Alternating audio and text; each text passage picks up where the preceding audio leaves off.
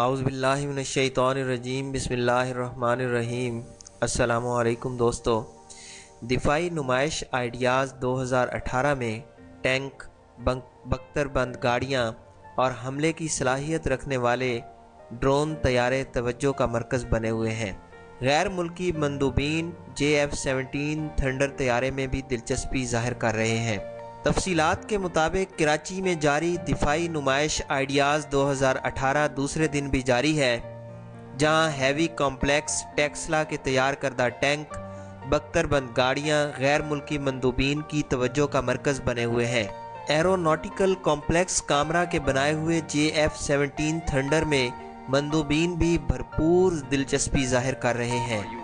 کراچی میں جاری دفاعی نمائش آئیڈیاز 2018 میں نمائش کے لیے پاک فوج کا رکھا ہوا ڈرون طیارہ شارپر شرکاء کی توجہ کا مرکز بنا ہوا ہے۔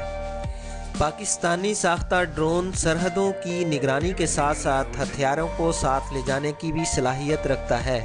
اس کے علاوہ آئیڈیاز 2018 کے دوسرے روز نیشنل سینٹر فار میری ٹائم پالیسی ریسرچ اور نیشنل انسٹیٹیوٹ آف میری ٹائم افیئرز کراچی کے زیر اہتمام پاک بحریہ کی سرپرستی میں ایک میری ٹائم کانفرنس منعقد کی گئی۔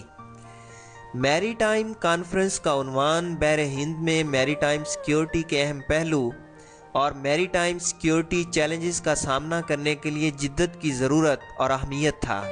Voice chief of naval staff vice admiral Kaleem Shaukat تقریب کے مہمان خصوصی تھے، جبکہ commander royal Jordan naval forces brigadier general Ibrahim Salman النعمت نے کانفرنس میں بطور گیسٹ آف آنر شرکت کی۔ وفاقی وزیر برائے بحری امور علی حیدر زیدی نے بھی کانفرنس میں شرکت کی۔ اس موقع پر اپنے خطاب میں vice chief of naval staff vice admiral Kaleem Shaukat نے کہا کہ بحری قذافی اور دہشت گردی، ماحولیاتی آلودگی، غیر قانونی بحری سرگرمیاں، انسانی اور ہتھیاروں کی سمگلنگ، مختلف ممالک کے مابین حل طلب تنازعات اور تدبیراتی مسابقت بحر ہند کی سیکیورٹی کو سنگین خطرات سے دوچار کرتے ہیں۔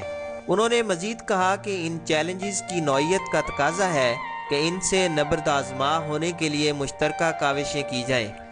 کانفرنس کے دوران ممتاز مقامی مقررین کے ساتھ ساتھ معروف بین الاقوامی اسکالرز نے بھی پیچیدہ فوجی اور بحری خطرات اور ان کے حل پر بات چیت کی۔